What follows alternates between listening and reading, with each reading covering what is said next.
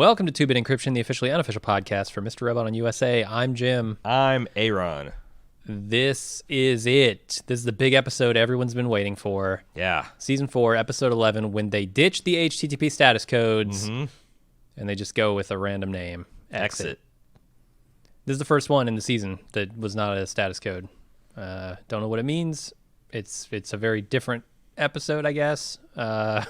It's not super different. We had that Alpha episode a couple of seasons ago. Sure.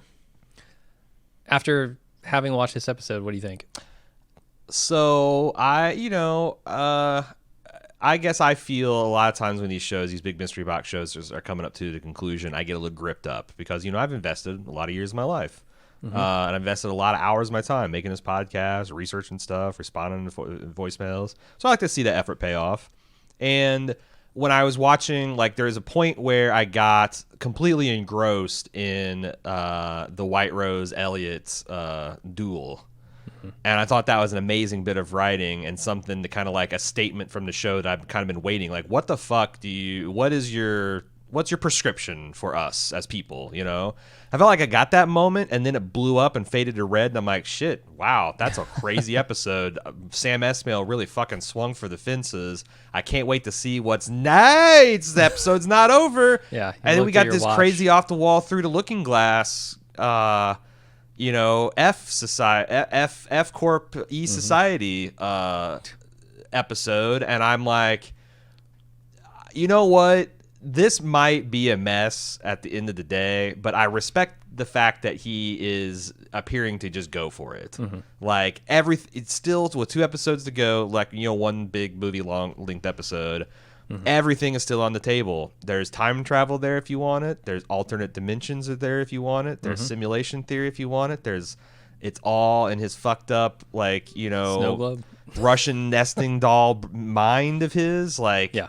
And I really dig it. And there's been so many Easter eggs and stuff that people have pulled out of from season 1 that were hinting at musical cues. The fact that there was a poster where the E logo was in rainbow, just like this. There's so many things that he seemingly has planted from the beginning that I'm excited to see what happens. It might not quite live up to our expectations, but I respect for the fact that this guy's going for something audacious. What do you think?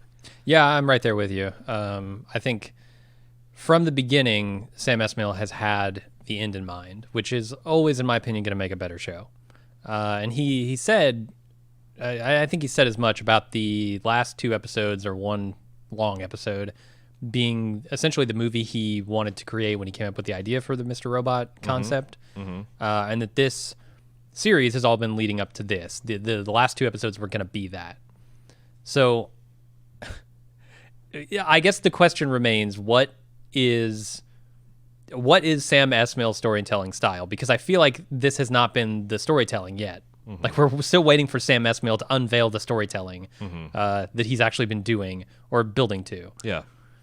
And it's weird to feel this sort of just lost at sea in a show this close to the end of it. I don't think I've ever gotten this far into a show and been like, I honestly have no idea which direction this is going to go. Right. And there are 3 possibilities. I couldn't pick one if I had to. And every single, it's funny because you look on Reddit and basically every comment ends with, I guess we'll have to wait and see till next week. Yeah. 5 more days until we know. Right. And it's like, yeah, that's all you can do, because I feel like every time somebody points out a fact that pushes it in a direction, somebody points out another fact and pushes it back the other way. And I don't know where that leaves me. Yeah. It leaves me excited, I guess, for the end, just to see what's going to happen. No, I think, it's just really it's exciting to be at this stage where because I can think of a lot of places where I've been with shows where I didn't know where they're going this close to the end, but I was more of an impatient, I'm getting sick of this, or I can't believe they're going in this direction. But like, yeah, the fact that I'm this engaged and it's been this long, and you mentioned because I normally know what style of show I'm watching. I know if it's a sci-fi. I know if it's a psycho thriller. I know if it's what it is. This show, I don't know what it is yet. This is like 5 minutes till the end of the Matrix, and Neo just gets out of the goo vat. Like, what the? Right. And I don't know if the goo vat is in his head or if it's real or if he's in a simulation. Like, can't trust this Morpheus guy. Right. So Sam Esmail said at the end of season 1 that, like, at the end of the day, you'll properly understand all of season 1 to be the prologue of the story that he actually wants to tell. Okay. And I remember, I got podcasts to this effect. I'm like, okay, this seems like bullshit, but whatever, we'll see. It now feels like the entire series has been a prologue to properly understand this thing. It's like the world's largest and most elaborate rocket to shoot the smallest payload into space, Yeah. Like, this is Elon Musk shooting a Tesla into space. Yeah. It's like getting the Saturn V and launching a shoebox into orbit. Yeah. Because there's just 2 hours of television, but I don't think that that's unfair. And I'm trying to. That's what's going to be really fascinating when we see these next 2 episodes this weekend.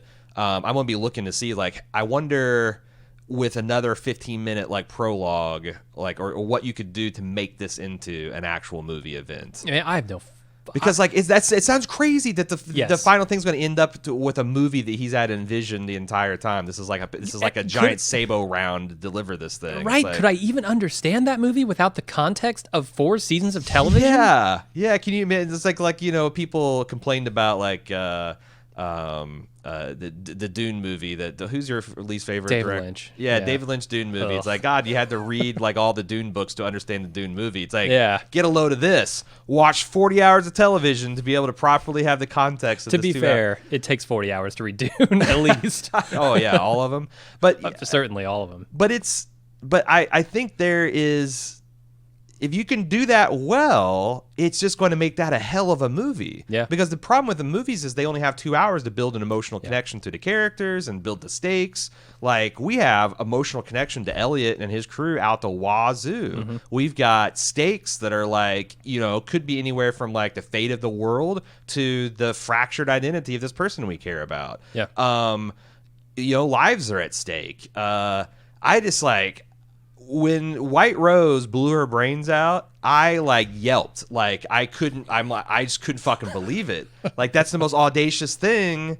Like Darth Vader, like running his lightsaber through his chest right before the Emperor fries Luke. It's crazy. It's crazy. How can this? What a gutsy call by Sam Esmail. Yeah. To do this to us.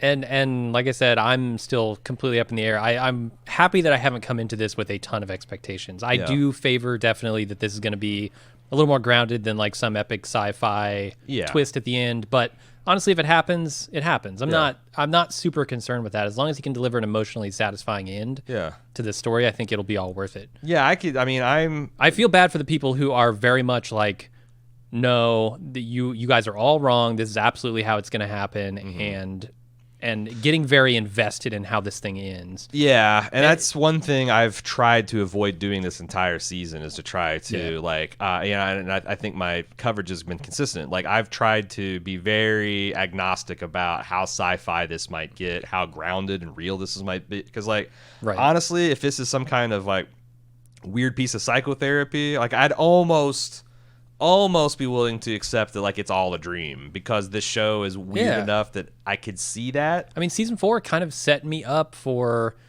a sort of, mind-bending conclusion to this, right? Yeah. Like that kind of twist. Yeah, like if he wakes up and he's in Krista's office and this has been some intensive psychotherapy or something, and his dad... I think that's a really interesting concept. But man, I tell you what, as far as the sci-fi thing, the thing is the sci-fi stuff can so neatly be explained by, this is a nerdy young man who's had substance abuse problems, and he's got mental illness, and he's been emotionally, sexually abused, physically abused. This is just his way of like coping, like all these fantasies and the things that he grew up in, he's incorporating into this story to tell himself to make sense of the world.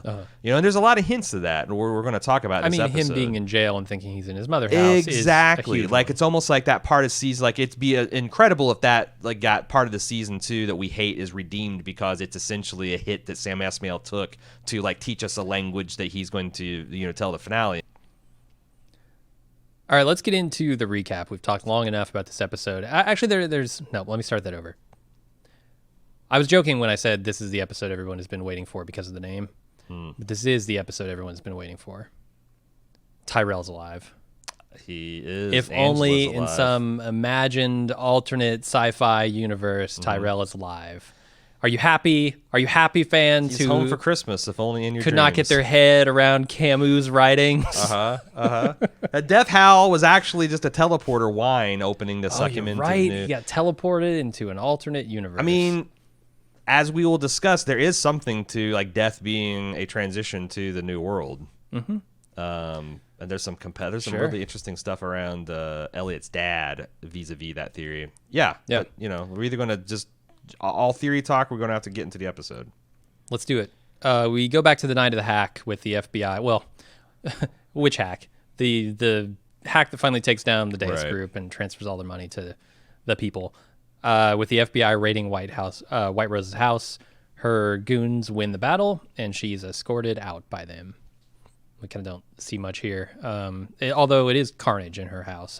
It's very Scarface. FBI agent didn't follow bald move rule number 2. Play dead. Like, I get it. You're in a lot of pain. You got a sucking chest wound. But you know what sucks worse than a chest wound? A shot to the fucking head. Yeah, Dom's living proof. You got to survive the chest wound. Yeah, you got to keep that wheeze to yourself, man. Right. You know, I did think it's funny that White Rose gives this. Because I first thought, I'm like, oh, she's actually saying something like a warning that the FBI would take, like that he's, or you know, this guy's dead or whatever. But no, she's just flexing on life in general. So yeah, she's talking to us, the audience. Yeah, I was just looking like how many of her own dudes are dead. Like, there's a lot of dudes that got killed in this whole raid, and the people in masks are her dudes. The people without masks are the FBI. Yeah, but like it just goes into like how fanatical that her believers are. And yeah, we asked the question, like, were the FBI ready? Did they know what they were walking into here? Yeah, they were strapped up, fucking ready for fun. They looked like a Counter-Strike unit. But they still didn't know what they were got prepared their ass for. waxed. Yeah, they didn't know it was going to be that crazy and fanatical. Right. And yeah, like a lot of these movies and television shows, I always think like, you know, like when I'm playing the Uncharted games, I'm like, man, after the 500th dude in tactical gear that I've killed that's working for this millionaire, like, when did they like, you know what? I've looked at the compensation, the 401k plans, and this fucking Drake guy's crazy. It's not worth it. It's not worth it. I shot him with a grenade launcher. He hid behind a crate for 5 seconds. He came back and killed my partner. Like, I'm getting the fuck out of here. I mean, at least in this, it's like they are believers in her project that grants some form of heavenly life. Sure. And she believes it too, it seems like. Yeah, if you can convince people that their death is either meaningful or not actually a true death, you can convince them to do a lot. Yeah. That tracks. And then we go back to Elliot hugging Darlene at the motel as they part ways. And Elliot thanks Darlene for never giving up on him, even through all the shit he's been through. Interesting that they show us that perspective that we didn't get from, you know, they cut before and we kind of saw them wide angle as we focused on Dom. Yeah, and it really leads into the discussion he has with White Rose later, right? Yeah. Letting us know that he values the stick to Elliot mentality that Darlene's shown throughout this whole ordeal. Yeah, the unconditional love. Mr. Robot tells Elliot that he shouldn't go after White Rose's machine. They need to leave. Elliot's already written this malware to take down the machine, and he's hell-bent on destroying White Rose. And Mr. Robot says, look, this is an endless war. We need to move on. But Elliot sees his family looking on, and he tells Mr. Robot to go with him so he can do this one on his own. There's a couple things here, like because we've talked about, as much as I like this season, some of the tech details have been sloppy. I can't imagine a hack that you could do to a nuclear facility that would take decades to reprogram. Even if you like did something physical, like wrecked centrifuges or whatnot, it's like decades. I don't know. So I think what he's doing here, if I saw the hack correctly, and I didn't go back and look at this, I just caught it on first viewing, but I think he's doing effectively the same thing he did on 5.9, which is encrypting all their code and then just storing it somewhere, right? Like, so that they can't have access to it, which means they'd have to recode the entire project from scratch, likely. In as much as they couldn't just pull up the records of the 5.9 stuff. That's at least what I got. He did a lot of unzipping up of stuff and encrypting and packaging and all that stuff. Well, I mean, that's the whole thing, because like when they did the 5.9 hack, the first thought is, well, they'll restore from backup. And then season 2 is like, oh shit, they can restore from backup. You got to take out the backup. Yeah, I don't know. Like, if this is so, like, it's weird. Like, Elliot did the 5.9 hack and then realized the folly of the 5.9 hack and had to do it over again.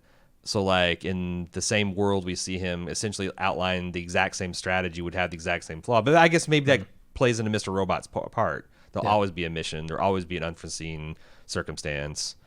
I don't know. I mean, he's definitely telling him that here. Yeah, it just like a new enemy. It's one of those things where, like, I just don't understand the hack well enough and the technology. It's just that seemed a little Pollyanna to me. Yeah. So then Elliot takes the bus to Washington Township, and he sees several white vehicles racing away from the power plant, and this whole place has been hastily and messily abandoned, it appears. He searches the place. He's not seeing anybody there. He's looking for a terminal to jack into, and then he finds one. He runs the malware. He's won. Everything is great, except he sees a body, and the cops show up, and, oh yeah, the Dark Army's there too. Great musical choice throughout this episode. Yeah. Heroes and Villains by the Beach Boys. First time I heard that song Me too. I said the first time I heard the song was Fantastic Mr. Fox. It's a Wes Anderson pull. Oh, really? It's in there? Yeah. Huh. Okay. And I thought it's a cool song as it changes like tempo and stuff at various times and slows down and kind of is a little melancholy, and they play with that as, they kind of narrate. And they make a meal of his transition from wherever they are in Connecticut to Washington Township power plant. But so this is the first evidence that we're being fucked with. Elliot shows up to this thing. He sees people hightailing it out, but he goes and looks at a guard shack where it's been ransacked, but there's no bodies. He goes in the lobby and everything's been torn up and, tossed, but there's no bodies. And he just kind of blissfully goes, almost with a weird kind of smile on his face with the hack. As soon as it completes, then he sees bodies, and as we parade him through the facility to the White Rose interrogation, there's bodies everywhere. Yeah.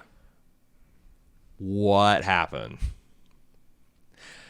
So, let me throw another wrinkle onto this. Okay. White Rose says later in this episode that the machine was already on at this point. Yes. Before he ran the malware, the machine was on.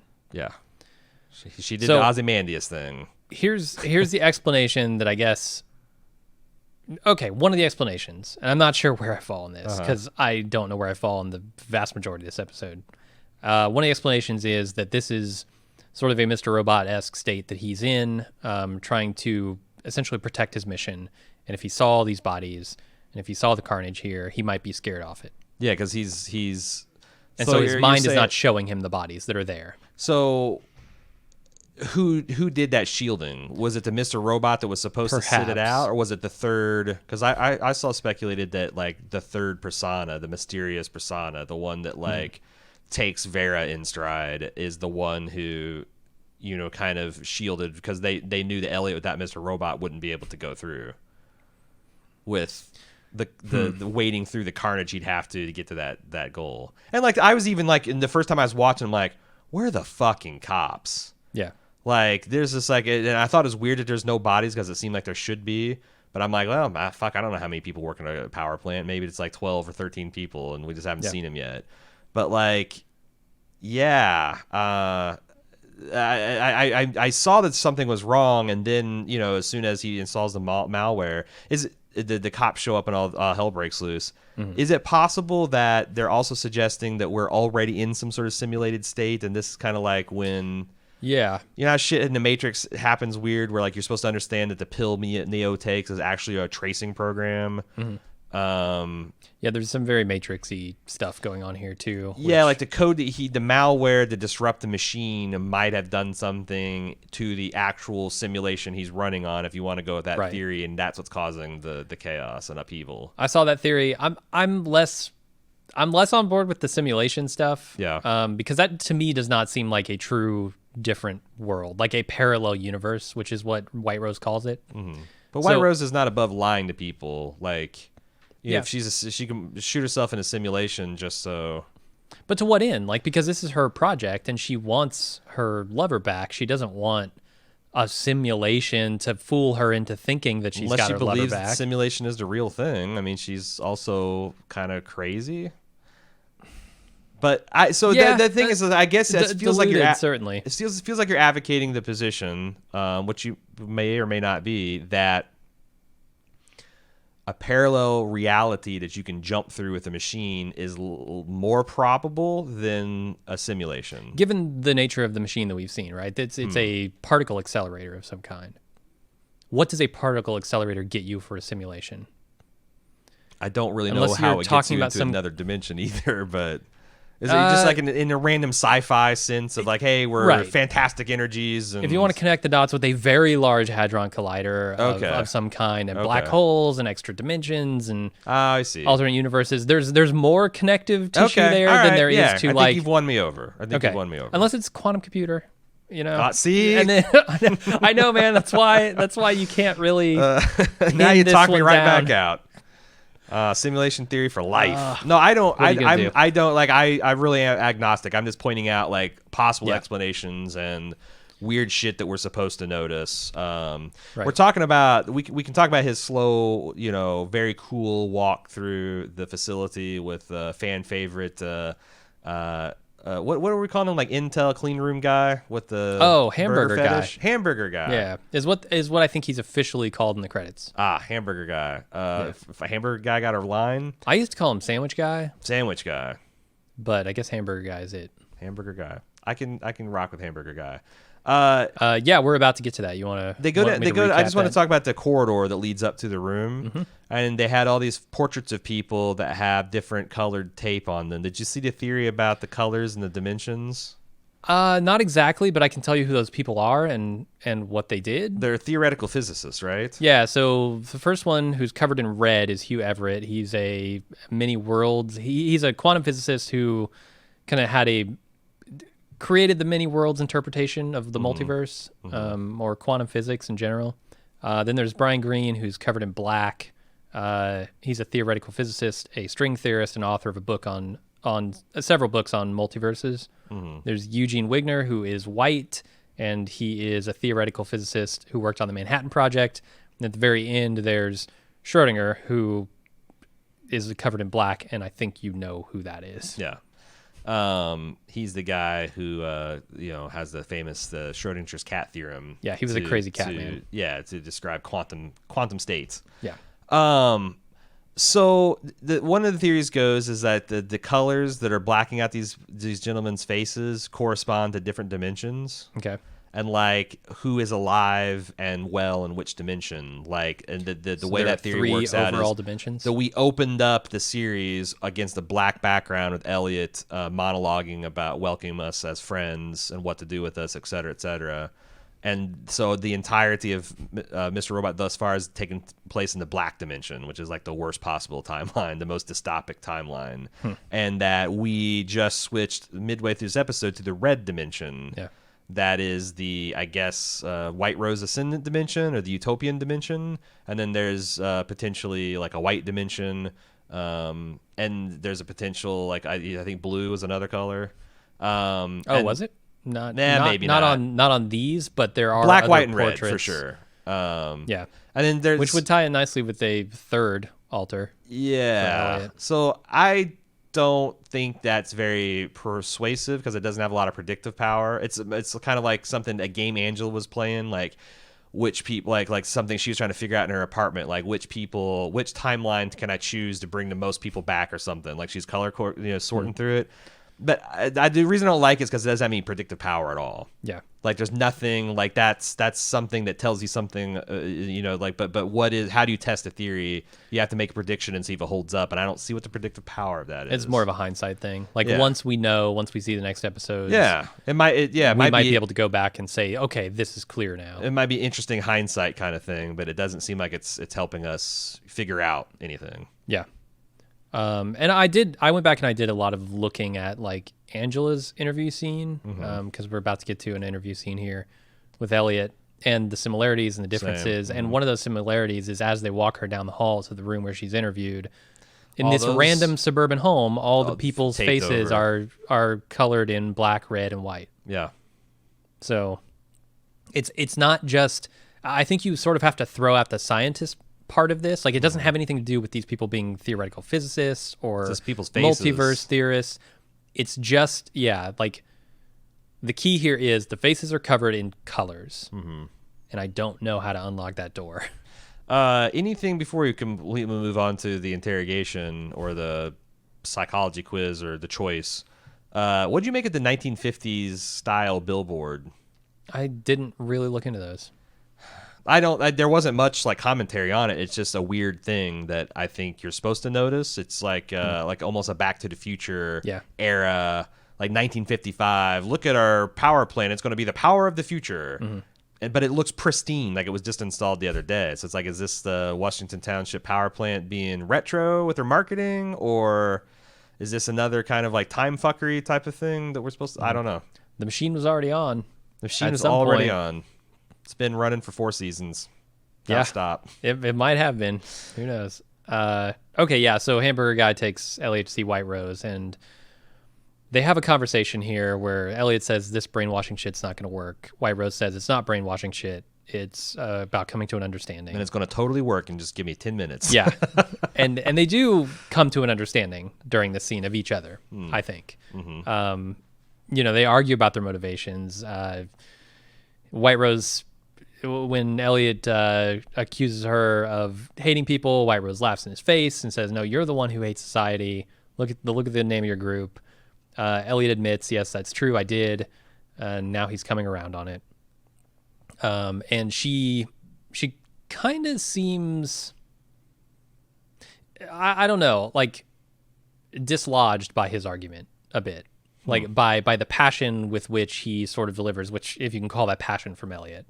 I think so. Like when he corked that fuck you, his eyes widened so briefly that I thought they would exceed the already impressive structural integrity of his eye sockets. I think like oh my God, he was within 1 millimeter of this shooting the fuck out of his skull. But it's like maybe it was incredible performances by both of them. This scene is amazing. I kind of want to just like BD Wong, the things that he's doing are very hard, like vocally, just body language wise, because he's trying to sell a very smart and I think sympathetic. Like what White Rose is trying to do is what I've been saying for like this whole season. Like I'm not sure that when we hear her plan, we can't step back and be like, oh, all right, that actually sounds like a pretty good plan. It's just the way you're going about it is horrific. Still a sympathetic villain. A sympathetic villain in the same way that not like a Magneto, sympathetic like hero. as a non-mutant, I can see Magneto's point. I still don't want him to enslave me as non-mutant, but exactly. He's had a pretty put upon life, and he's had a lot of unfortunate historical events happen to him. So. I thought it was incredible. The vocal work that he does, like, the way he distinguishes the White Rose from the Zhang is incredible, and it continues to be so. And the rapid fire whiplash run of emotion that he has to do is as incredible as anything that Joaquin Phoenix did in Joker. And, he's getting tons of praise for that. And, like, there's a couple things I thought were just chilling. Like, when she goes, don't make me laugh. The second time she says, don't make me laugh, and throws in F Society in his face. Or when she goes from, it's the point where she goes from, don't make me laugh to, on the contrary, my love for people drives me. She goes from like unhinged kind of Joker to like all business and deadly serious and like a heartbeat, and it's fucking amazing. I mean, this scene is an exercise in like stillness and chaos, in calm and ferocity, right? Like the balance of power here switches back and forth multiple times in this scene. Yeah. And Elliot, who I'm not used to in the presence of White Rose seeming like the anchor, the rock of a scene, here very much feels like it. Yeah. Until we get to the end where White Rose sort of attempts to, whether she's successful or not, I don't know, take that power back and show him what she's been trying to show him all along, what she showed Angela. I love the dynamics in this scene. It's incredible. And I thought that there's a point in the middle of White Rose's argument where she's like, we're told constantly by our leaders, by our scientists, by religious authorities that our world is crumbling around us and it's our fault. We're to blame. Yeah. And we are filled with so much self-hatred that hating yourself is no longer considered like a weird trait, but like a given. And when I look at like, especially like young people in line and how like the black humor that they engage in, the joking about suicide and depression, it reminds me of like 50s and 60s area like Soviet bloc humor. Like when things are like, you are so fucking down in the hole and it's inconceivable to see your lot in life materially changing. And I thought it's like, God, that's an astute point, because I certainly believe that psychologically, like self-hatred is bad. Yeah. And yet like we're just bombarded with images and things about how we're fucking things up. And it's unfortunate that they're very difficult to hear. And they're all very true. And I don't think we as people are designed to deal with like the weight of 7 billion people and the whole planet like resting on our shoulders. Like, that's way above the pay grade of a monkey. We have multiplied faster than our society has evolved, essentially. Yeah. And we're desperately trying to catch up. Yeah, there's this. Wasn't as a famous like either physicist or science fiction writer quote of like our technological progress has exceeded our moral and ethical progress. Probably. Like I feel like our social technology is definitely kind of lagged further behind. But yeah, I thought that was a great. And then Elliot, you're like, wow. Strong case against humanity there. Let's hear it for the defense. And I thought Elliot rose to the occasion, talking about the healing power of love and how. Yeah. I mean, we're all fucked up, but we also try, and that's going to happen no matter what. And you're right. We're told we don't stand a chance, but still we stand. Right. And neither of them are wrong in this scene. It's just how do they approach the solution? Yeah. To this problem. And I think Elliot has taken White Rose's route before, refashion the world in a way that you think is going to be more pleasant for you and the people around you. And he's seen the folly of that. Yeah. You mentioned something about her being emotionally set back.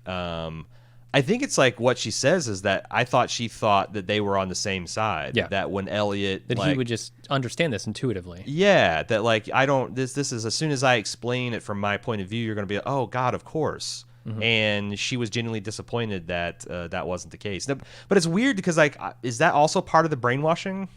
It's a fair question, because there's a lot of shit that goes on in Angela's do you want to talk about like... interview? Because, like, Angela reached a point where she's like, no, fuck this, I'm not going to go along with it. And they threatened to beat the little girl to get her to comply with the interview. Right. And then they had to come in and say, well, that was all a sham. That was all manipulation to get you to just cooperate with the interview so we could tell whether you're a candidate or not. Right. So what is White Rose doing to Elliot to get him to cooperate with her little test? Like, is this whole meltdown... It could very well be part of it. Like, you look at Angela's interrogation interview, let's call it, and she's got the ticking clock, right, of this fish tank leaking. And what's a bigger, badder ticking clock is a nuclear meltdown about to happen, right? And you think the only way to save it is to play this game. What do you think? What do you make about her saying the reason I wanted to move my project is because the proximity here is limited? Mm-hmm. I took it to whatever she was trying to do in the Congo would potentially affect the entire world. What she's doing here at Washington Township is going to affect a radius of a few, maybe 100 miles or so. Yeah. I don't know the exact radius. I think you're just Yeah, guessing, it's just but, more like, local in scale. not the whole But she's world. like tired of waiting. She's going to try to save the whole world, but fuck it, Yeah. she'll go with what she's got. She'll take every. But I don't know how the fuck does that work. So one person's paradise is another person's hell. True. How do you? So you can't put everybody into a single parallel universe that would be good for everyone.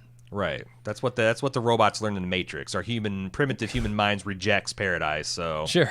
yeah. So if that's true, which I think it is, then how do you have to put everyone into their own parallel paradise universe, right? Yeah, I don't know.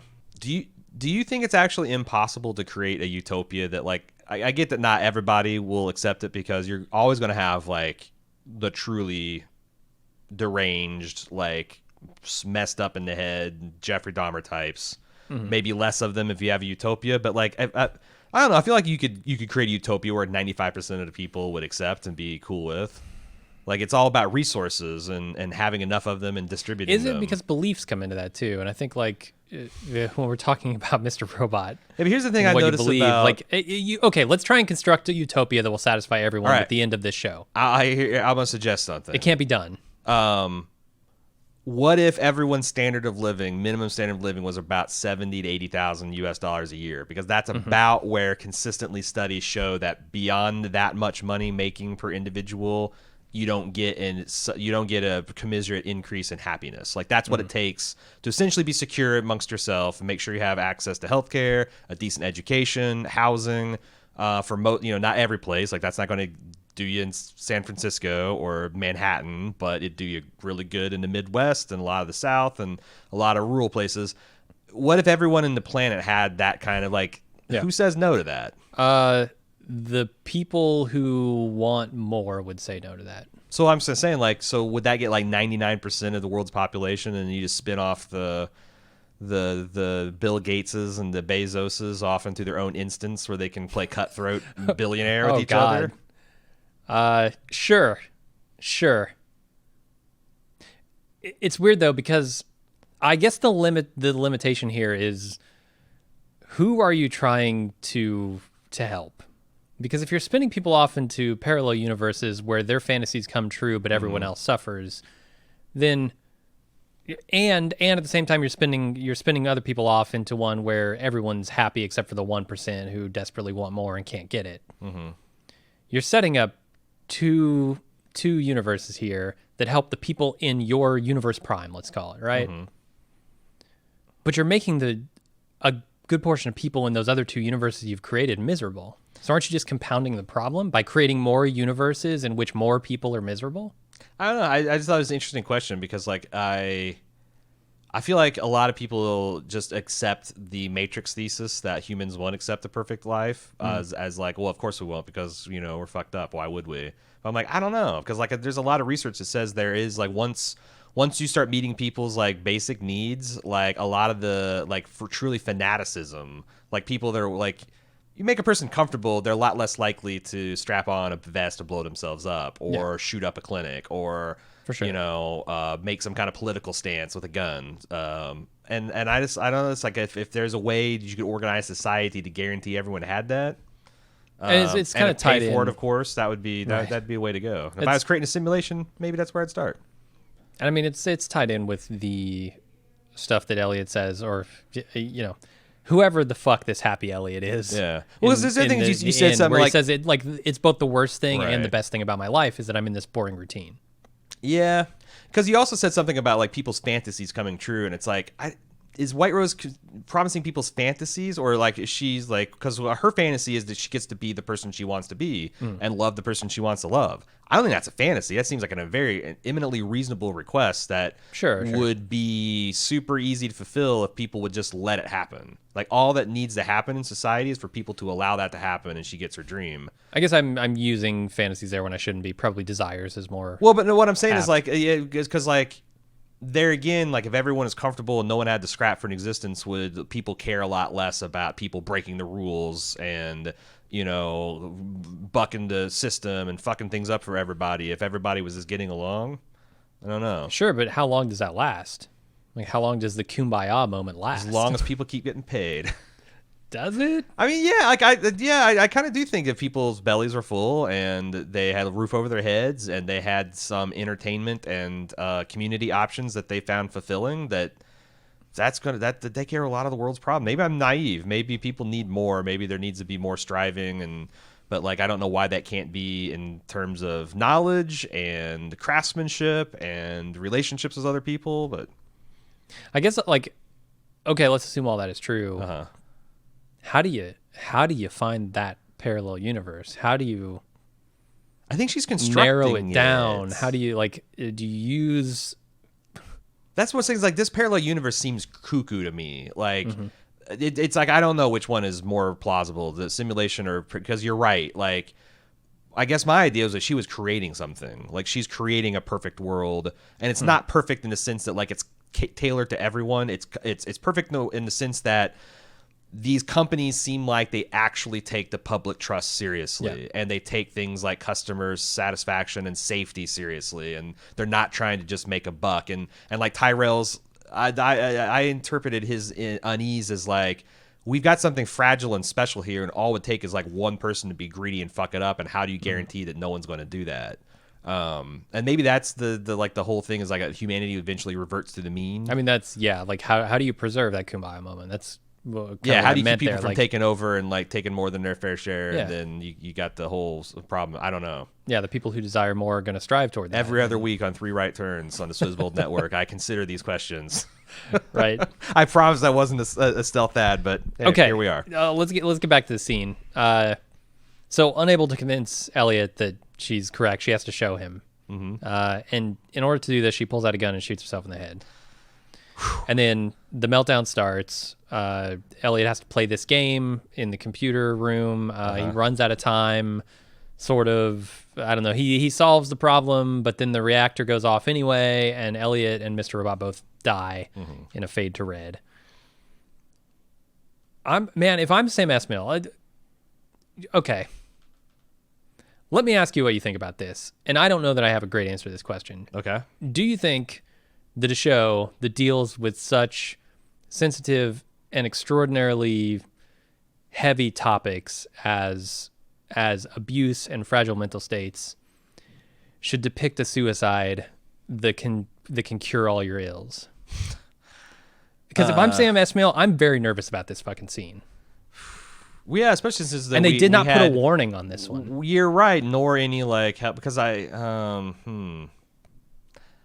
yeah, I guess you're right. I guess in universe it wasn't depicted as a suicide though. It was depicted as some kind of transition, but that's the scary part. Yeah, to me is people might buy into this idea who are in fragile mental states and try to join her there. Yeah, you're not wrong. I would have at least put a warning on this because he's done it before. He clearly is conscious. Like of this I was stuff. just thinking, what happened to Olivia? That was an attempted suicide, and is like hey, they had the warning and the number you can call for help and everything. Yeah, it's a interesting point.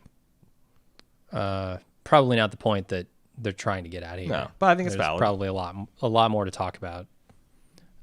So this room, can we just talk about the similarities and differences between Angela's setup? So the similarities, it's extremely similar. They both have fish tanks. They both have a meaningful book on the table. They both have an old computer, which appears to be the computer they had as a child. They're both visually similar with blocky light sources. Angela had to hang in there, and Elliot's got when life closes the door, open a window, or a window opens, something like that. They both have this very dark, actually it's a black room in both instances. And then there's a phone on the table for both of them. And a phone is something that could be identical. I don't see any reason to not make a phone identical unless you're trying to make a point. Angela's phone is red. Elliot's phone is blue. And that got me thinking what color Matrix. dimensions they're going to, man. It got me thinking, like blue pill, red pill, Matrix, like harsh truth versus comforting illusion. Angela accepted the red pill, and Elliot took the blue one. Is what you're going for, right? Yeah, but it almost seems to be the like Angela came away from that with some sort of comforting, like blue pill type of numbness, right? Sure. Not a harsh reality of understanding the truth of the world. So I don't know where to go with that. I just noticed, like with all of the other Matrix illusions that we've seen in this series, that seems to be yet another one. Well, the crazy thing is that we've got another Elliot running around in the ensuing episode, and Right. Angela was such a fundamentally different person in seasons like 3 through the beginning of 4 that I think you have to question whether she got displaced at some point in that experience with White Rose, and it turned her into a different person. In the same way that Tyrell is like more Elliot-like in this F dimension. Yeah, it seems like she might have gone through some experience that Elliot is going through. Yeah, and it's also like this that, is and then come another back from one-off thing, right? Like the dates were one-off in the dimension that the existence that we are familiar with, and now there's one letter off. It's not E Corp, it's F Corp. Yeah, and Elliot, when we talk about the fade to red, happy Elliot stuff here in a second, he comes back on 5/9, the day of the hack, the day that he has time missing.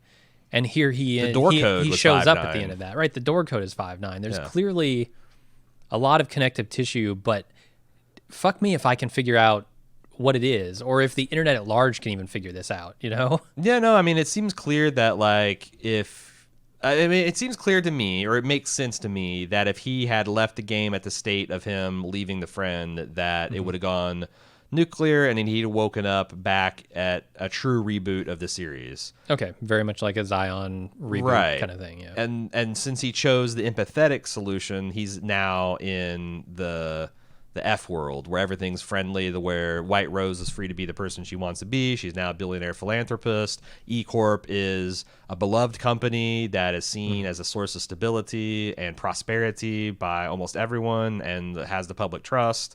It seems like our world only, the world works like we are taught like it does in 6th grade. Like when you take a civics and econ and the classes, and they teach you like all the checks and balances and how they work properly, and it's a fucking delicate framework, and how economics, you buy low, you sell high, and you have the cost of this and the cost of that, and then you get in the real world and it's like all just fucked up. And well, buy. I can't fucking buy. I don't have any money. Yeah, how am I going to buy? Yeah. They got not pot to piss in, let alone to buy anything. Yeah. So that seems like what they're going for. But then, and also that's it's satisfying from like an Alderson loop, that he's stuck in this loop, and how do you get out of? So I guess the question is, so an Alderson loop is something where you put the machine in a state that it can't get itself out of with its present state of code. So, like, did Elliot finding out what his father potentially did to him, is that going to be a big enough change that he is going to so what's the end game here? Are we going to reboot again, or is some new information going to be passed on that's going to get him out of the loop? I mean, if I'm thinking of this in terms of, okay, next 2 episodes are basically a movie. What do you need to do in a movie? You need to kind of establish the scenario here. Yeah. And I could think you could do that in sort of an Edge of Tomorrow kind of way, Groundhog Day kind of way, right? Where you're running through a loop over and over, and you run through it faster and faster. And we've run through it already once, so we would understand immediately, oh, this is a loop. Yeah.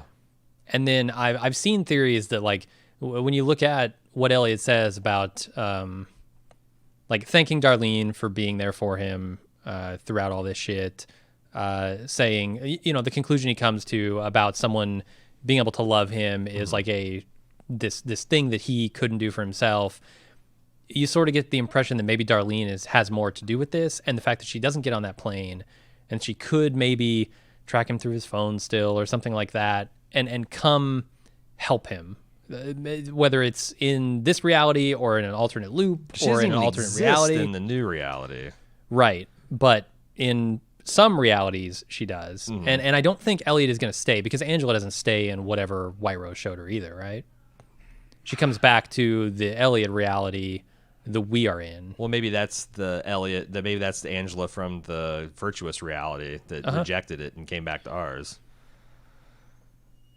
Okay.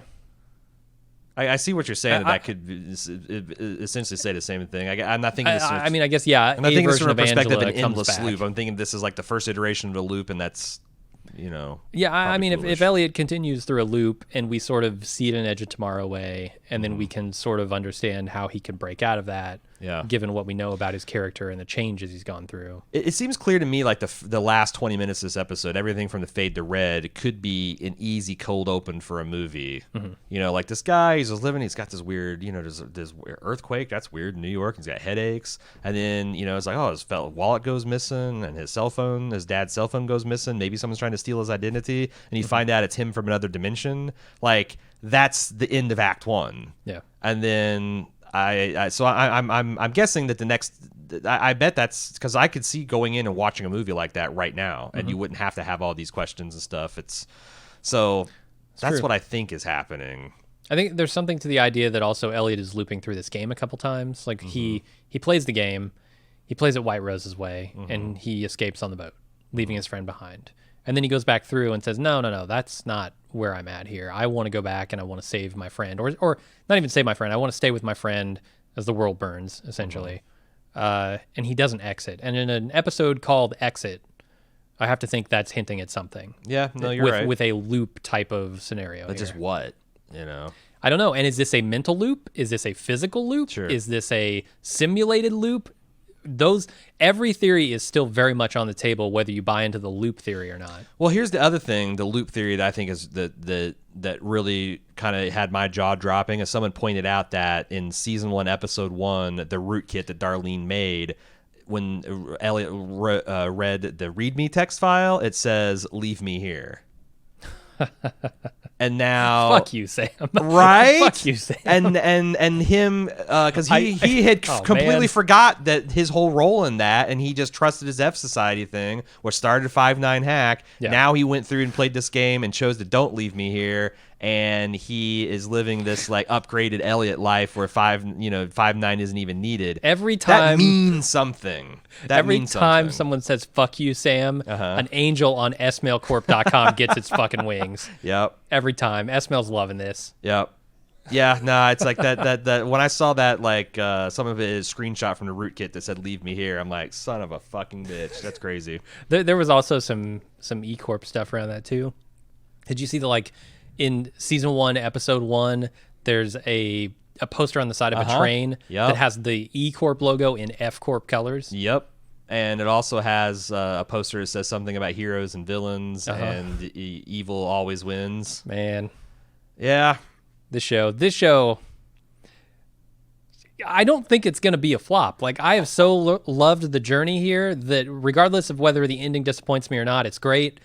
But it has the potential to be a masterpiece. I've never seen a show that says, "Oh yeah, we've had this plan out from the beginning," actually pan out. Right. And it mean literally what they say. Like, I think Babylon 5 is often told in like terms of like that they pretty much did that. But Breaking Bad didn't. Like, he knew where he wanted to end, but how they got there was completely, they made it up season to season. Yeah. Westworld, full of shit if they're saying that they intended anything to be the way it is. I mean, the jury's still out on that. But there's a lot of things where they say that, but like, man, when you look at all of the Easter eggs that he put in season 1 that you wouldn't understand until like the very end of season 4, I'm starting to think this crazy asshole did everything intentionally and had it all mapped out. As crazy as it sounds. You're getting me hyped. Yeah, I know. You can't do this to me, man. I know. It's all going to be a dream.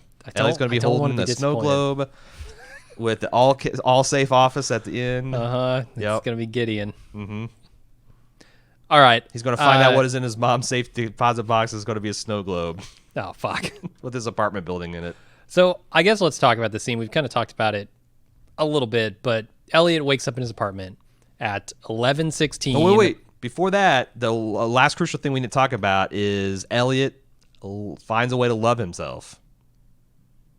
Him and Mr. Robot say they love each other before the end. Yeah. And I think that's also crucial. Like, that might also be information that is different about Elliot this time that could be beneficial. That he's found a way to love himself. Mm-hmm.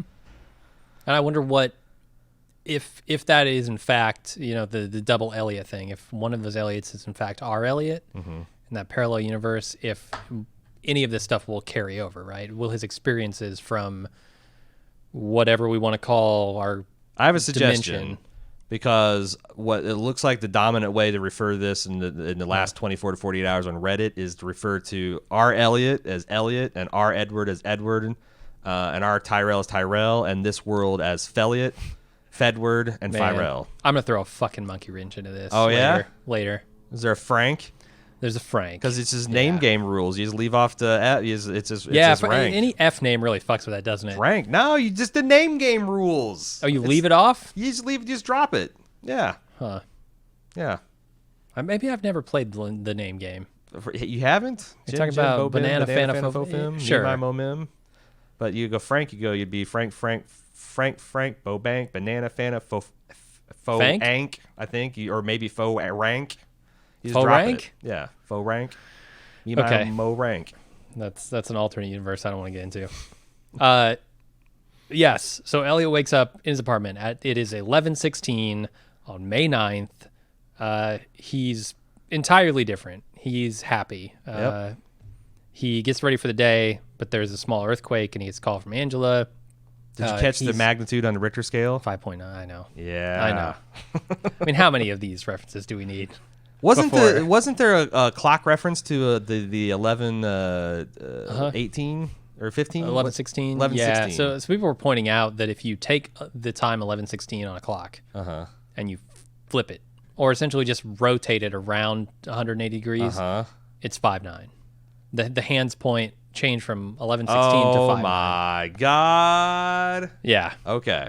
I don't know what it means. And at one point, Elliot's standing under a clock with 11:16 on it as he's walking into the power plant. So many references. And at this point, I'm just like, yes, we know. There's something with 11:16. There's something with 5.9. It's 5.9 significant in the E Society, and 11:16 is significant on the F Society.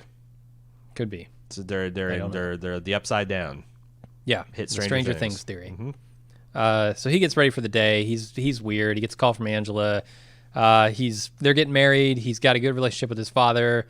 Angela says he seems a little different. He calls his dad at the computer repair shop, and they've been planning a surprise for Angela. And Ellie goes to work at AllSafe, where we find everything is turned upside down except for the rock, the constant, the thing that brings you out of your illusion. Ollie's still a douchebag. Ollie's still a massive douche. Yep. He picks up right where he left off there. And Elliot sees the White Rose is living openly as a woman and is a philanthropist, and everything seems good there.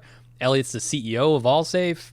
He makes a business pitch to Tyrell, who tells Elliot, look, I think this is great, but it could be awful if we play it wrong. That could destroy everything, this fragile ecosystem, like you said. Elliot says, look, I've seen what can happen to F Corp, and that I can prevent it, and we're left wondering, And I got excited for a minute, like, oh my god, he knows. But no, it's just a pitch. Yeah, they've run the scenarios. Yeah. And they close this deal, and then Elliot's dad congratulates him in a bar and gives him a surprise gift for Angela. This is a book. Her mom's not answering her phone, and he forgot his wallet. Elliot leaves flowers for Angela at her apartment, and they chat on the phone. And it seems like Elliot's super happy in this life until he arrives home at his apartment and sees his darker half. Elliot sees Elliot. End of episode. So a lot to cover there. They revealed that this is like a 20-minute sequence. There's so many things that they revealed. They revealed that like Darlene in this reality apparently doesn't exist. Yeah. Now, some have speculated that Darlene told a story of her running away or being abducted by a crazy lady. Do you remember this? She told the story about being abducted, and her parents eventually found her. Yep. But she was kind of hoping not to be found because she kind of felt special, and this tied into this book that Elliot was giving to Darlene, Angela, this first edition of, and this keeps coming up every fucking season. From the Mixed Up Files of Miss Basil Frankweiler by E.L. Konigsberg. Sure. I have read this book back in elementary school, or more, our teacher read it to us. And it's about two kids, a brother and sister, that run away and stay in a museum, the Metropolitan Museum. And this ties into Mr. Robot in various ways. Number one, a lot of characters are seen read it in the background. Mr. Robot is seen read it in the background. Angela talks about this being the inspiration for her and Elliot running away to the Queen's Museum. Yeah. That served as their kind of like the reason they did that. And the core of the book is these kids find out about this mysterious donation of a statue of an angel to a museum that people think might be from Michelangelo. Michelangelo? And the kids research it, and they find out it was donated or is bought by at some old lady's auction for like $250, and they go find her, and it turns out that if she challenges them to find the solution to the mystery in her mixed up files, and if they do it within an hour, then they'll win something. And they do, and they find out that she secretly donates. She has arranged to have this priceless statue given to the Met as a way to kind of support them without being, and she kind of just wanted like a secret to have in her whole life. And she was so impressed by the children's story of running away and their perseverance and figuring this out that she puts them in her will. Okay. Do they get the statue? What do they get? So that's the thing, is like there is no material reward for the kids other than I guess this rich lady will bequeath them her fortune on their death. But the museum now knows that they have a priceless statue instead of a $250 pile of crap. Yes, I guess. I don't know. The thing is, like, when I was reading the synopsis of the plot, I'm like, there's a lot of like the stuff that clearly, if I read the book, it probably makes sense. Or I don't know. It's a kid's book too. So what the hell? Why bring it? Why bring it back up here? I mean, I got the references to the children and the brothers and sisters and running away and hiding in the museum and all that. I mean, he and Angela also kind of they wanted to run away. Well, there's also it's about an angel, and we've already made the like Angela angel connection. But yeah, so like if we properly understand it, like that's a parable about Darlene and Elliot, and Angela is the angel that they're kind of the mystery that they're trying to jointly figure out. That's something. If also that Darlene got abducted by that kind of eccentric lady, which is kind of the Miss Basil, Frank Weiler of the story. That maybe that it's not that Elliot's only child, that she just his sister went missing, but like. That didn't make sense to me because, like, why would Angela tell... Like if I knew you well enough to know you had a brother that got abducted when you were, like, 9 years old, I wouldn't ever refer to you as an only child. That would be pretty fucking tactless. She doesn't know. Or maybe which implies that either Elliot hasn't told her, which I don't think is true in that version of the world. So it implies that Elliot doesn't know, which implies that if he does have a sister, his parents never told him, but he's the older brother, so I would think he would remember having a younger sister. Yeah, and Darlene's pretty young, but I still think you would remember having a sister. Yeah. But, so yeah, that's everything I know about the story, and I don't think there's really a popular theory about how it fits in or how it has predictive value for what's to come. No, I was sort of disappointed when I looked into Tolstoy's Resurrection as well, because that was the book that was sitting on Elliot's desk in the interview room, and we've seen Mr. Robot reading it before, and the only real tie-in seems to be the title. It's about the injustice of man-made laws and like somebody Tolstoy book, really? Somebody trying to right a wrong, which I guess broadly thematically that plays into Mr. Robot, but like specifically, I wasn't seeing the connection. So the other mystery that we have is that his father Fedward is missing his phone. Elliot misses his wallet. And wait, Felliot misses his wallet. Okay. And Fangela's parents were staying at their house, and apparently our Elliot, visited Angela's house to get something out of there because he picked up the phone, heard Felliot on the phone, dropped the glass he was holding or whatever, shattered it, and cut his hand maybe. Okay. What is Angela's father's name in this universe? Phony. No. We know what it is in the other universe. What is it? Who's Angela's father? Oh, shit. Yeah, you're right. How do you modify Philip? I'm lost. You're right. I'm confused. It's Philip, but it's spelled with an F instead of PH. So Philip? With a hard F. The Philip. It's Philip. Yeah, you want to soften it with that PH. You just want a hard right. Philip. Sorry, I totally derailed you with my stupid joke. No, that's entirely appropriate. The name game breaks down. You found Found the the one exact case. place where it sunk under its own weight. Yeah, White Rose Utopia doesn't work. Yeah. So So I like. Is there any other possibilities except for R. Elliot doing some kind of identity hack on Felliot, or some kind of? Because like I'm guessing that R. Elliot is the one that stole the wallet, stole the phone, and cased Angela's joint. Because Right. I don't know why. Did he do that knowingly? I guess is a fair question too. Or was he simply in this universe now, figuring out where the hell he was? I mean, what it makes he was doing sense, there? right? Now, I don't know why he would show up at Mr. Robot's place, because why, but like showing up at Angela's might make sense. Yeah. I thought it would make sense if he went to Angela's house first, because that's like if you found yourself in a different dimension, maybe he goes to his apartment and, sees that it's like completely different or whatever. Then he goes to Angela's apartment and then he starts putting two and two together, and then he goes to his dad's old shop location. But like, I think the way the timing works out is he kind of hit his dad first, then Angela's, then he lifted his own wallet. But to what end? I don't know. Like, what is he trying to prove? What's he trying to? I don't know. Also, if you look at the screen that is up when Felliot meets Elliot at the very end, there seems to be a F Society mask on the screen. There's Elliot in a hoodie on the screen. All things that are remnants of the Elliot universe we know. There was a theory that got debunked pretty quickly, that I guess Elliot had a similar model cell phone in the first season, like an iPhone that had a crack screen, and people were wondering if it was the exact same phone, but I guess it's not the same model, and the crack pattern is different too. So someone is like, oh, this is the thing that survives the dimensional trips or whatever. But Phones. yeah, it's all in the phones, man. Only iPhones, though. Only iPhones. If you don't have an iPhone, it's not going to survive a dimensional trip. But that's the thing. Elliot's now an Android man, so he's fucked. That's true. He should have kept the Android contract through season 1, man. Okay, let me throw the monkey wrench. I mentioned the monkey wrench earlier. I want to throw it now because I think I have an idea that sort of piggybacks on the theory that this is all in Elliot's head. Okay. And that these are Felliot and Elliot are perhaps the second and third, or first and third, or first and second, who the fuck knows, the alters.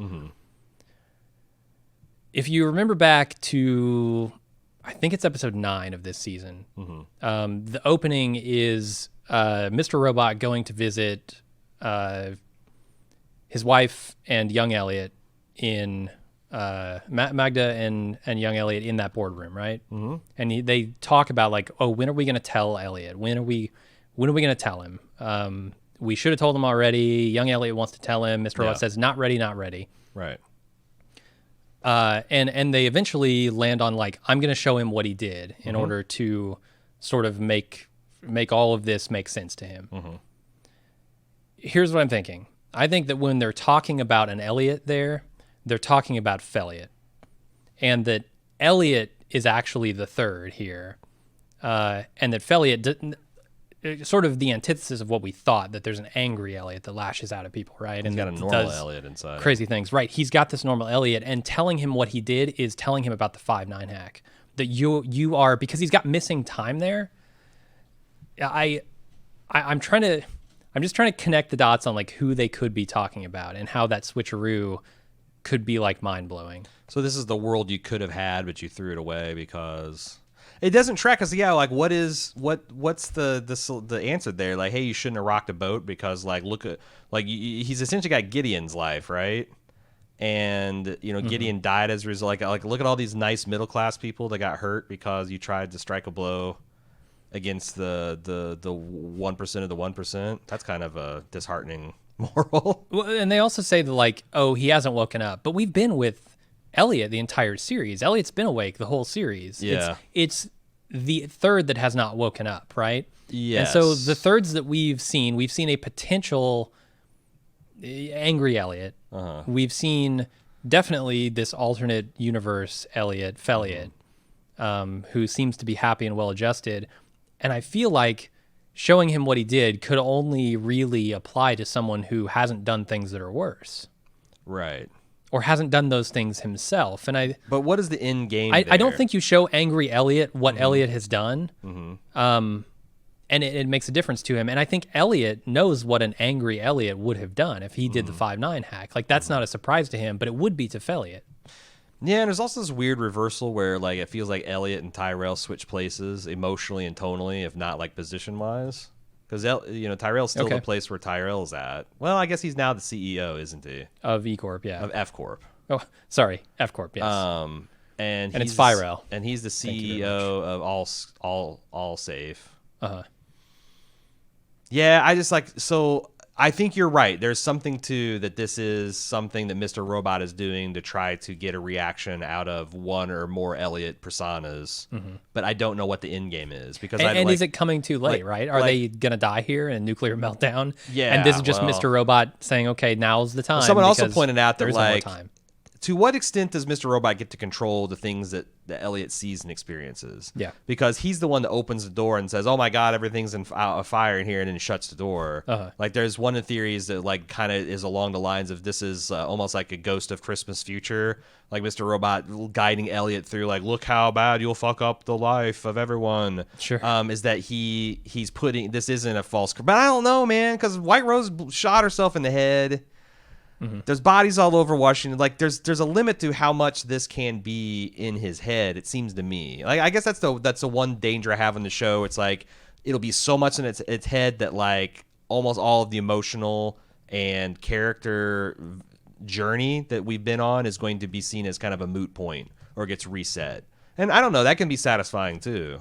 Like I used the Memento movie example of, like, that's a guy where, the character itself literally didn't make any progress. But that's kind of the point. Like, the world fulcrumed around him or something. I don't know. It's a weird non-happy ending, happy ending. Yeah. No, it's interesting. I guess the question then that I have, sort of following on to the idea that this would all be in Elliot's head, and it's not an alternate dimension, is, did White Rose just actually kill herself?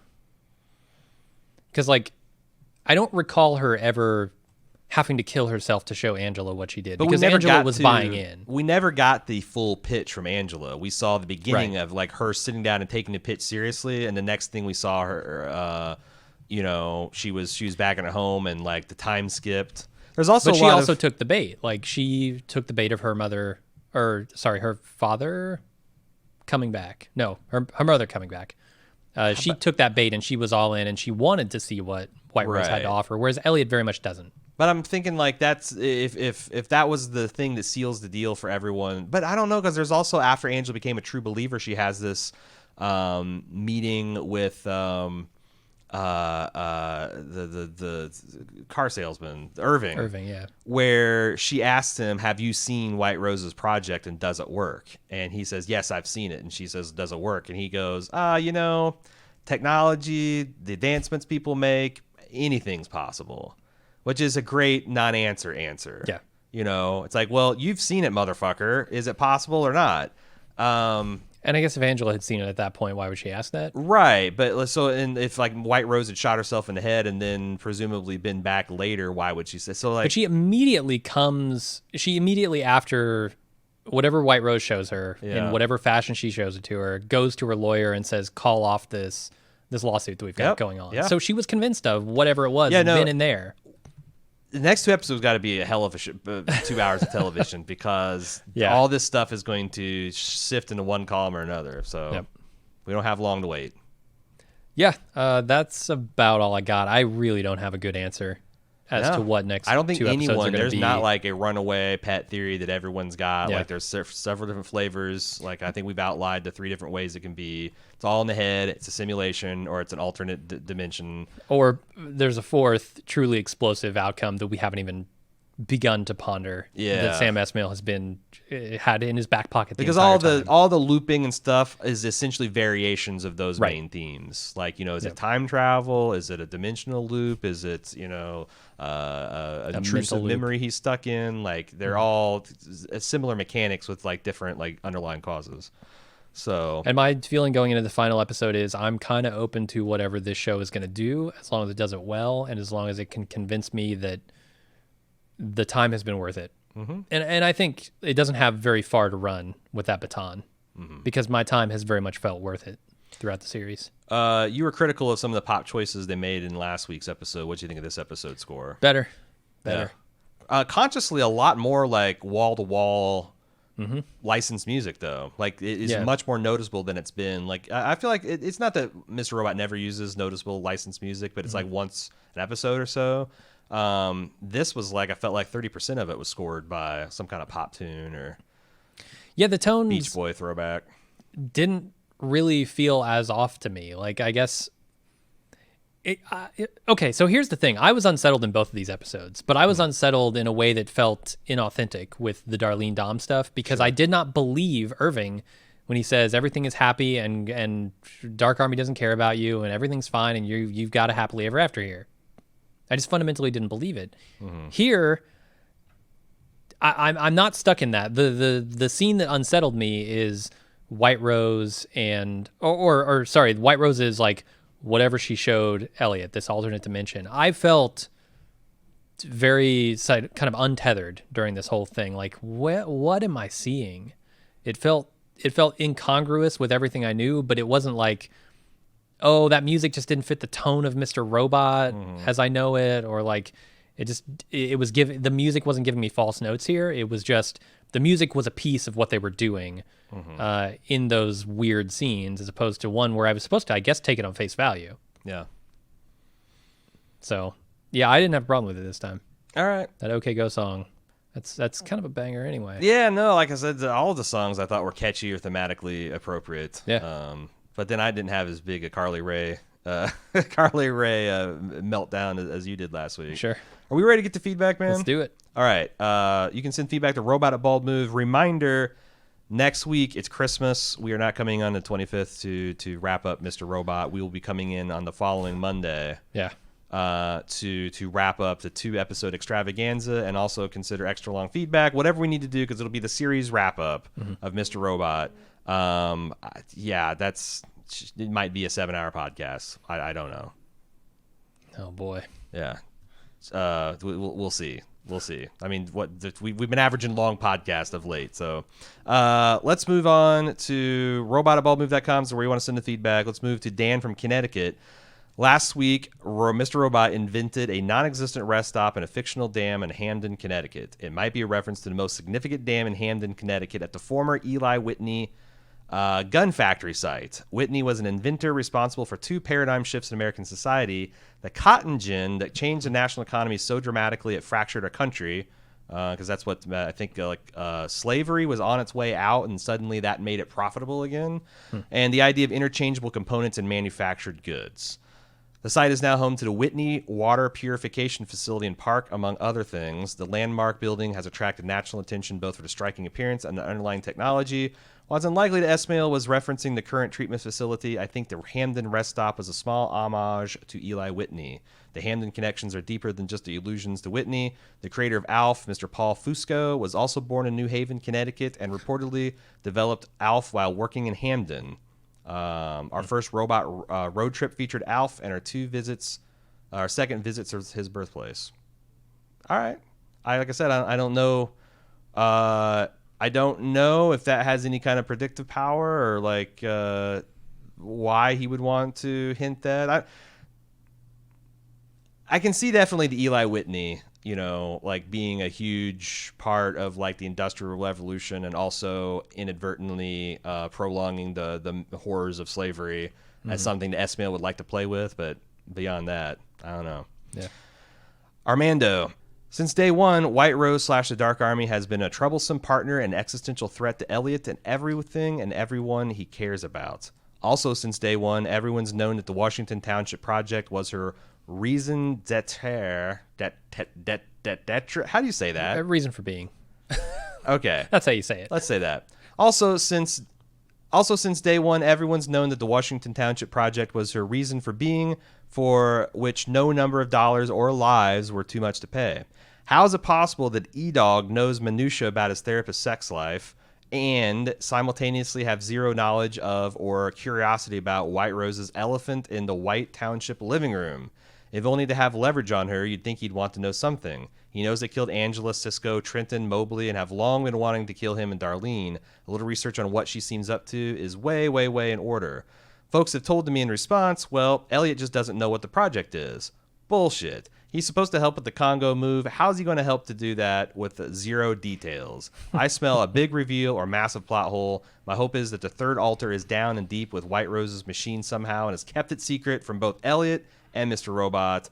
If the reason that he's dealing with it now is because he just found out Angela wanted him to, or is it's the last thing on his to-do list, I'm punching Esmail in the nuts. What do you guys think? I mean, you're not wrong. I don't see how you move an entire project not knowing the scope of the project. Especially since like your whole character arc has been one succession of well-meaning fuck-ups that have caused more misery and death than you were trying to prevent after another. Mm-hmm. So it did seem weird to me that he gets a thumb drive with a couple PDFs on the inner workings of a nuclear plant, and he's like, "Oh yeah, I got to do this." But I felt like the episode did a pretty good job to have part of Elliot raise that concern too. Like, when is it ever going to be enough? Like, you say it's this power plant, but then what are you going to find out when there's a B site in the Congo? Yeah. And what are you going to find out when they're making dinosaurs on a Costa Rican island? Mm-hmm. And then what are you going to do? I guess like the show itself is kind of criticizing Elliot for like never knowing when to stop with his fucking around. It is. I guess I understood that to be like the emailer to be questioning how Elliot could get these things done and still remain in a state where he knew nothing of the project's nature, and that he would have to be shown. That's what. Yeah, no. What she's talking about. So like, I come down on. Yeah, I agree with the emailer there. Do you think that it's something that they kept hidden from him in much the same way that part of him filtered out all the bodies and bloody mayhem that he walked through? Like, it keep him focused, his eyes on the prize? Could be. But why? What part of Elliot, like... I still don't quite understand Elliot's value to White Rose overall and why she's kept him alive so long. She reiterated their importance and their like joinness of the time in their time stream. But why? But what is the connection? What is it? Like, I understand, okay, it's maybe this moment, it's maybe... So... I saw a pretty interesting theory pointing out that like everyone that gets into the F society or the F Corp world has to die to get there. Okay. And that we know White Rose asserted that Edward Alderson was a volunteer subject for her, one of the initial volunteer subjects for her program. Mm-hmm. And it seems like a father who is racked from guilt because he's preyed on his child would want to wake up in a world where he was free of this compulsion or whatever the deal, and like that would lead him to volunteer to die and go to this better world. Mm-hmm. Is there anything there that's germane to this that like... Probably. But I mean, I've known that there's something for a very long time. I just don't know what the thing is. It's like Elliot's relationship with her project. He knows there's some project. He just doesn't know what it is. Well, but that would be, I guess, why she feels connected to Elliot. Like his father might be the first volunteer subject, and now the son is here. And she says the same to Angela. Like, I don't know why you're still alive. Like, I predicted you'd be dead. Things are swirling around your life and my life, and they're connected. Yeah. Which, kind of leans you toward, like, Washington Township is important to Elliot. Because I don't think, I don't think that she maneuvered events where Elliot was important to her. I think Elliot happened to be in her path, and she found that fascinating. Yeah. Because of the connection to her father. I guess that's where I was going with the dad being a volunteer guinea pig for that. Okay. All right, Scott from Chicago. Did you guys catch the Elliot White Rose Washington Township scene ended with the screen fading to orange? Perhaps a ode to Stanley Kubrick's A Clockwork Orange? I thought it was red. Yeah, that's looking pretty red. Unless this windscreen on my mic is orange, in which case my whole life has been a lie. I mean, you got so much red, black, and white in Mr. Robot. It's kind of the colors of Mr. Robot. I do think that like it faded to red, but then his apartment looked very orangey in the early goings, but I don't know. I don't know. He's not above biting on Kubrick, clearly, but I don't think that was an instance of it. Scott, he continues, also, when Elliot walked into the Washington Township plant's office, it appeared the hallway scenes that the rooms were numbered into 400s. Could this mean anything in terms of the 400 error codes?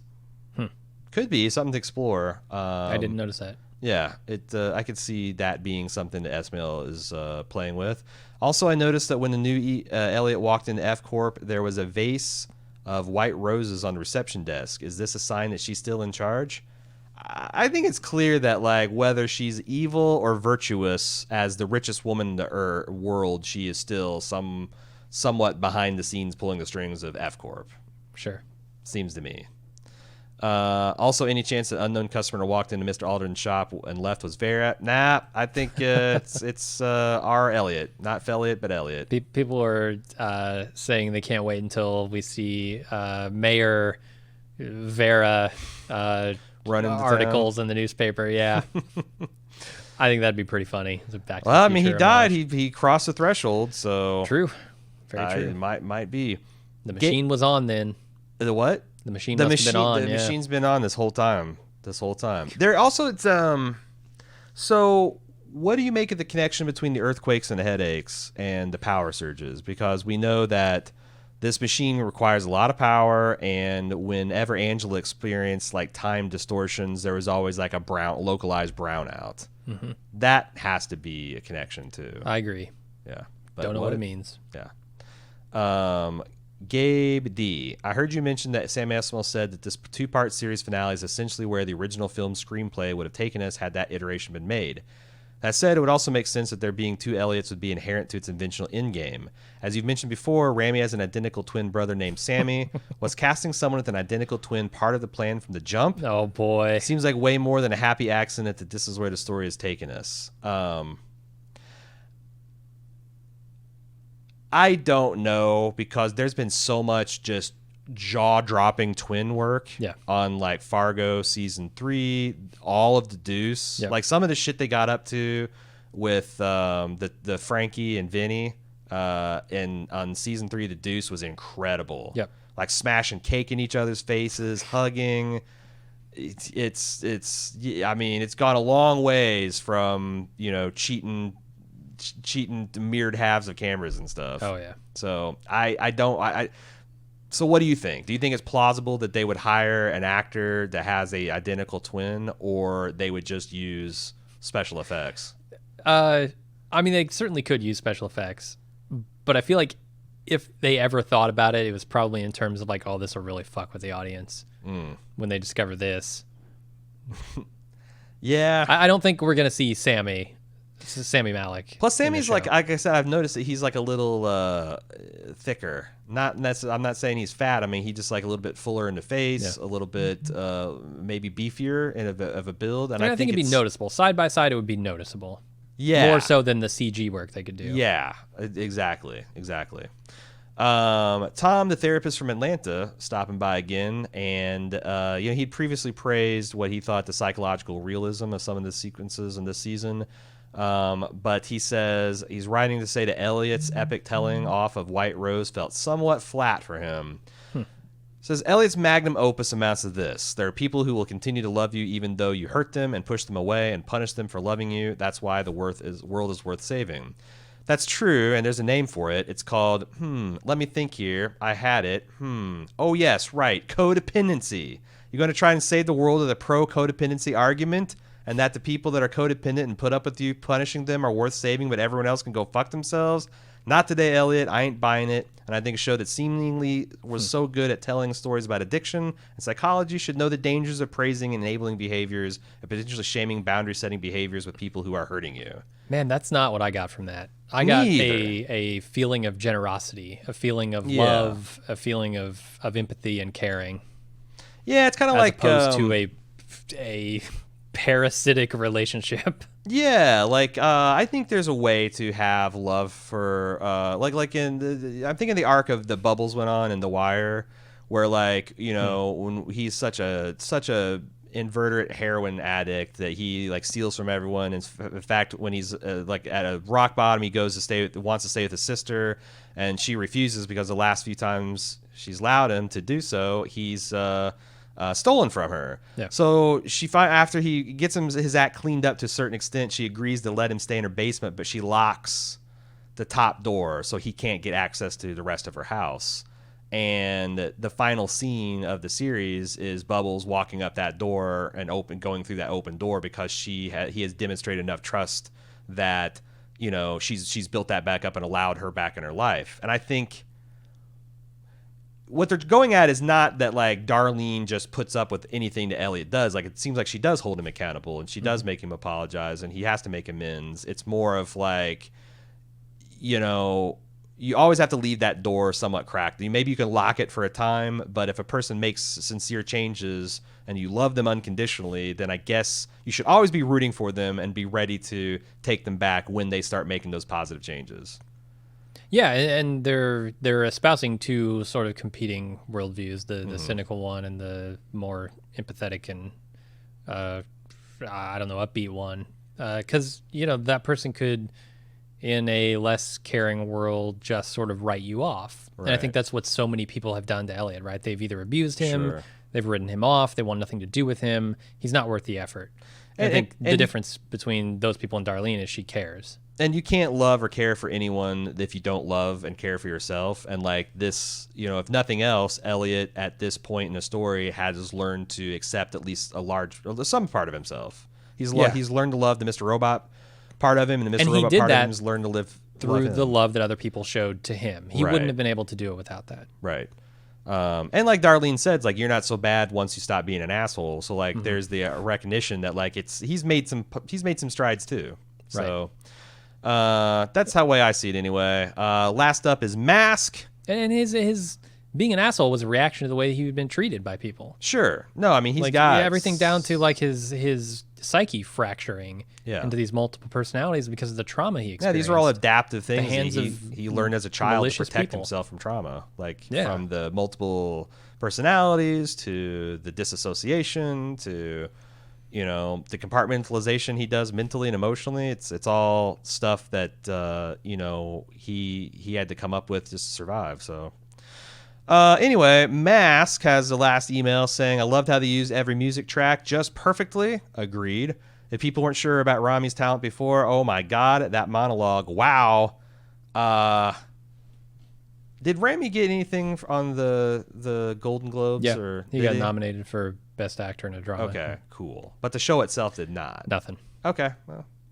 No supporting actors, no nothing, I think. That's the other thing is like, man, B.D. Wong. I know. Phenomenal. Not even get a nomination. I think Darlene, Carly Shaken's been doing some great work. I mean, there's a lot of great television. There's a lot of great work being done all around. It's true. But still, award shows, they suck, right? They do. The most beautiful thing is how Esmail changed the framing, colors, character interactions in a new world. Instead of what we already know from him, a weird framing to dark tones, it's really refreshing to see how he was telling a story from a cinematography standpoint. I thought it was interesting. When I got this email, I actually watched a lot of the first episode while I was taking my notes to see. It's Sam Raimi, it's not like 99% of the time he uses the extreme angles and shots and stuff. It's because like a lot of times when you're having a conversation, it's pretty traditional A, B kind of like footage.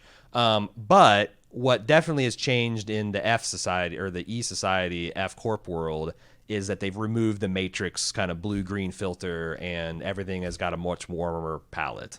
Yeah, for sure. And people, and I didn't confirm this, but people were pointing out that there was points where, like when he was digging the glass out of the trash, that maybe the filter was back in place, and maybe that's trying to tell you something about the nature of the reality. And I mean, there were a lot of more obvious moments. Oh yeah. Well, yeah, like when the E Corp switches to F Corp, for Fs, and like the incongruities in the whole situation. And that's where we're going to leave you until after Christmas. Again, we'll be back not next week, but the following week on Monday to record the episode for the final 2 episodes, which are going to air as a single block this Sunday. I can't wait to see it. It's going to be amazing. I can't wait to hear what everybody thinks of it. It's going to be interesting to see all these Schrodinger theories collapse into a bunch of boxes of dead cats and one live one. And hopefully it's the prettiest, cutest of the litter. We'll see. because it would be amazing for. Yeah, it'd be qualifying as something I've never seen before. A show this meticulously plotted, apparently from the beginning, sticking the landing and being very satisfying. That would be amazing, and I'm rooting for it. Same here. So robot@baldmove.com. When you got your hot takes, you want to send them in to us. We'll see you after Christmas. Until then, Merry Christmas, Happy Holidays. Talk to you next week after next. Bye.